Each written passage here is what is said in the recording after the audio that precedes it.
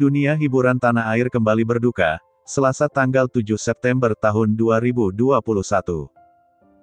Penyanyi senior dan beken sebagai presenter acara berpacu dalam melodi di TVRI, Kus Hendratmo meninggal dunia di usia 79 tahun.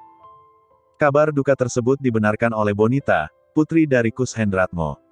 Iya, benar Kus Hendratmo meninggal dunia, kata Bonita seperti dikutip Kompas.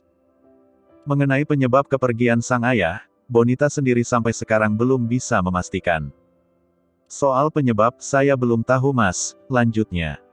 Sebagai informasi, Kus Hendratmo adalah salah satu penyanyi legendaris tanah air. Kus telah melahirkan sejumlah album studio, di antaranya Lambaian Bunga, 1959, Sansaro, 1968, Wanita-Wanita, 1970, Pop Batak Legendaris 2000, dan My Love For You, 2011.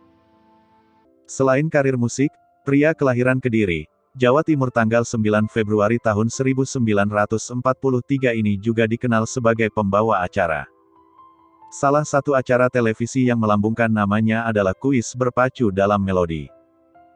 Kus Hendratmo meninggalkan 3 orang anak, 2 diantaranya mengikuti karir Kus di industri musik, mereka adalah Anda Perdana dan Bonita.